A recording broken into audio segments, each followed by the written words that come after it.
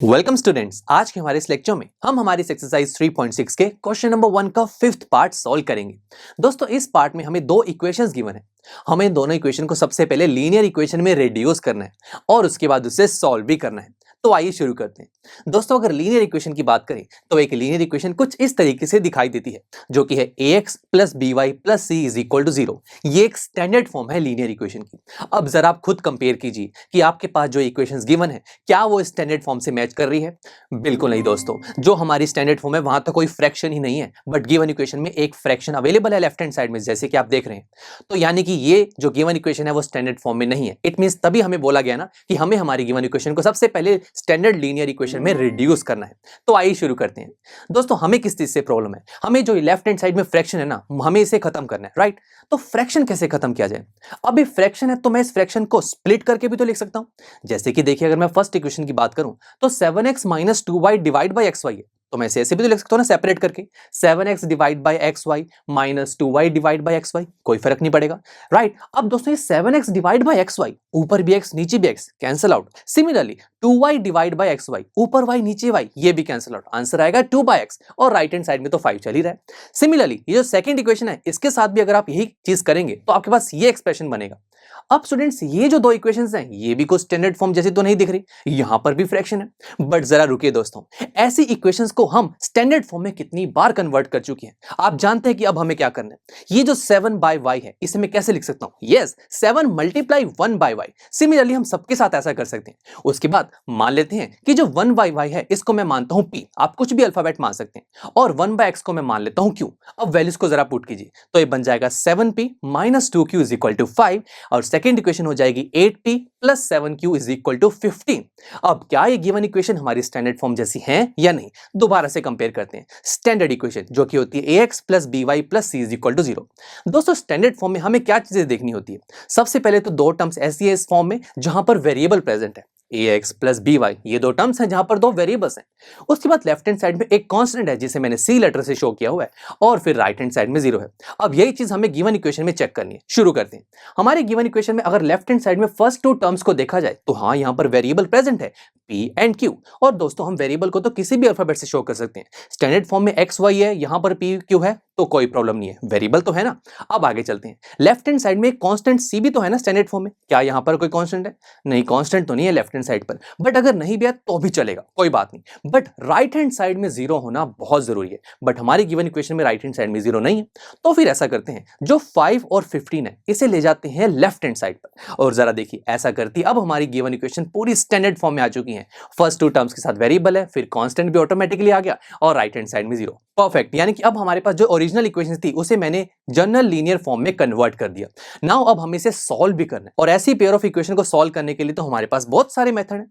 Graphical method, algebraic method, but graphical तो आप जानते हैं बहुत टाइम कंज्यूमिंग है, हमें ग्राफ भी चाहिए होता है। तो अलजेब्रिक मेथड को देखते हैं। इस मेथड के भी 3 टाइप्स हैं, substitution, elimination and cross multiplication method. But हम स्मार्टली एक ऐसा मेथड चूज करेंगे जो फास्ट है, जो जल्दी से ऐसी पेयर ऑफ इक्वेशन को सॉल्व कर दे।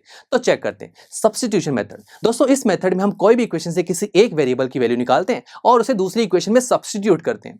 तो दोस्तों, ये काम देखिए कितना टाइम कंज्यूमिंग है। मैं पहले फर्स्ट इक्वेशन से किसी एक वेरिएबल की वैल्यू निकालूंगा, फिर उसे दूसरी इक्वेशन में सब्स्टिट्यूट करके देन उसे सॉल्व भी करना होगा। नहीं, ये रहने देते हैं। उसके बाद एलिमिनेशन मेथड।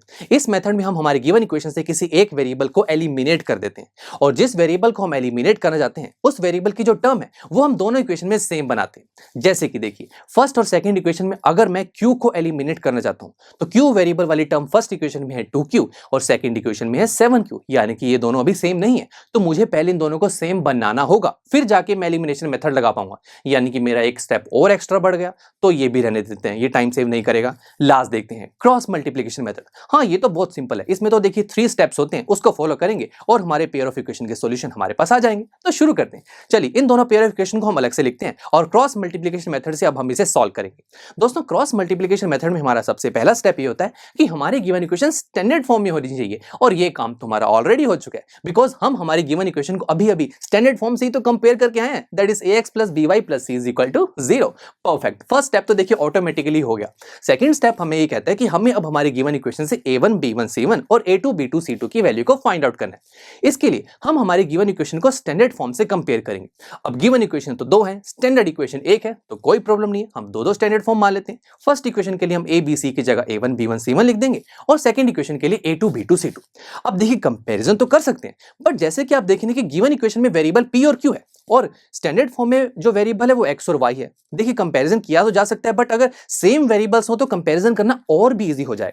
तो ऐसा कर लेते हैं कि स्टैंडर्ड फॉर्म में x और y वेरिएबल है ना, इसको हटाकर मैं p और q लिख देता हूं, कोई प्रॉब्लम नहीं है। वेरिएबल को तो मैं किसी भी अल्फाबेट से शो कर सकता हूं। अब आइए कंपैरिजन करते हैं। जब आप फर्स्ट इक्वेशन को फर्स्ट स्टैंडर्ड फॉर्म से कंपेयर करेंगे तो क्या होगा, जब a1p को करेंगे कंपेयर 7p से तो a1 की वैल्यू आ जाएगी 7। उसी तरीके से सिमिलरली जब आप b1q को -2q से कंपेयर करेंगे तो b1 की वैल्यू -2, और लास्ट में जब आप c1 को -5 से कंपेयर करेंगे तो c1 की वैल्यू -5। और इसी तरीके से जब आप सेकंड इक्वेशन को सेकंड स्टैंडर्ड फॉर्म से कंपेयर करेंगे तो आपके पास a2 b2 c2 की वैल्यू भी आ जाएगी। तो चलिए अब लास्ट स्टेप हमारा होता है क्रॉस मल्टीप्लिकेशन मेथड। इस मेथड में हम सबसे पहले लिखते हैं BCAB। यस, छोटी सी चीज बस आपको ध्यान रखनी है, BCAB सिंपल। और ये मैं फर्स्ट टाइम लिख रहा हूं तो आपको नीचे 1 1 1 लिख देना है। अब इस चीज को हम दोबारा से लिखेंगे, बट सेकंड टाइम लिख रहा हूं तो नीचे 2 लिख देंगे। अब यहां पर देखिए 3 ब्लॉक्स बन रहे हैं। जो फर्स्ट ब्लॉक है उसे नाम दिया गया x block, second is y block and third is constant that is 1। But यहां पर दोस्तों मैं x और y वेरिएबल तो कंसीडर नहीं कर रहा, यहां तो वेरिएबल p और q है, तो कोई प्रॉब्लम नहीं है। मैं x और y को हटाकर p और q लिख देता हूं। अब यहां पर हमें हमारे सेटअप में a1 b1 c1 और a2 b2 c2 की वैल्यू चाहिए। ये सारी वैल्यूज हम पहले से निकाल चुके हैं, तो बस ये सभी वैल्यूज को अपने सेटअप में पुट कर दीजिए।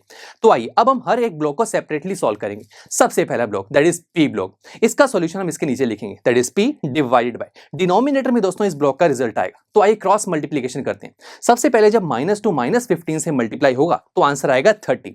उसके बाद 7 और -5 तो रहेगी, इसके लिए मुझे -15 से 7 की तरफ वापस आना होगा, और वापस आने के लिए हम एक नेगेटिव साइन भी लगाते हैं। उसके बाद देन अगेन 7 जब -5 से मल्टीप्लाई होगा तो आ जाएगा -35। एंड इसी तरीके से दोस्तों आप सेकंड और थर्ड ब्लॉक को भी सॉल्व कर सकते हैं। अब यहां से p और q की वैल्यू निकालना तो बहुत आसान है, बट जरा रुकिए, ये जो हमारे पास पूरा रिजल्ट आया है, यहां सबसे पहले जो डिनोमिनेटर्स हैं इसको हम थोड़ा और सिंप्लीफाई कर सकते हैं। जैसे कि फर्स्ट ब्लॉक का अगर मैं रिजल्ट देखूं तो डिनोमिनेटर में क्या है, 30 माइनस ऑफ -35। देखिए -35 के आगे एक और माइनस लगा है, तो बाहर वाला माइनस अंदर वाले माइनस को प्लस में कन्वर्ट कर देगा, तो ये हो जाएगा 30 + 35 एंड फाइनल आंसर इज 65। इसी तरीके से आप सेकंड और थर्ड ब्लॉक के रिजल्ट को भी सिंप्लीफाई कर सकते हैं। तो बस अब हम निकालेंगे p और q की वैल्यू। सबसे पहले p की वैल्यू निकालने के लिए मैं फर्स्ट और लास्ट एक्सप्रेशन को कंपेयर करूंगा, बिकॉज फर्स्ट और सेकंड को कंपेयर करेंगे तो देखिए p की वैल्यू तो आ जाएगी बट q की फॉर्म में आएगी, बट मुझे तो एग्जैक्ट वैल्यू चाहिए, तभी मैं फर्स्ट और लास्ट को कंपेयर करूंगा। So p divide by 65 is equal to 1 divide by 65। तो दोस्तों जो p के डिनोमिनेटर में 65 है, जब आप इसे राइट हैंड साइड पर लेके जाएंगे by using cross multiply operation, so 65 divide by 65 answer is 1। Similarly दोस्तों जो q की वैल्यू है उसके लिए आप सेकंड और थर्ड एक्सप्रेशन को कंपेयर करेंगे तो q की वैल्यू भी 1 आ जाएगी। सही है दोस्तों, हमने हमारी इन इक्वेशन को सॉल्व करके p और q की वैल्यू तो निकाल ली, बट क्या हमें p और q की वैल्यू चाहिए थी? आइए अपने मेन सेटअप पर चलते हैं। वो थी ना हमारी ओरिजिनल इक्वेशंस, हमें इन्हें सॉल्व करना था ना, बट यहाँ तो x और y है, यानी कि सॉल्व का मतलब ये है कि मुझे x और y की वैल्यू चाहिए, बट मेरे पास तो p और q की वैल्यू आई है। तो x और y की वैल्यू कैसे निकाली जी?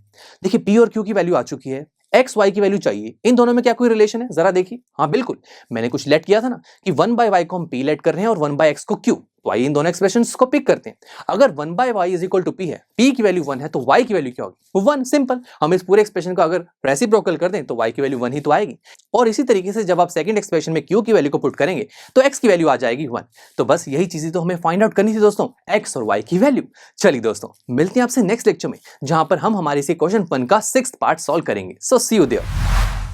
आई एम श्योर स्टूडेंट्स आपको ये लेक्चर काफी पसंद आया होगा, और ऐसे ही मजेदार तरीके से अपने हर एक कॉन्सेप्ट क्लियर करने के लिए डाउनलोड कीजिए PUStack ऐप को, जहां पर आपके पास और भी बहुत सारे ऑप्शंस होंगे, जैसे कि back exercise solutions, tip videos, sample papers and much more. So what are you waiting for? Download the app now.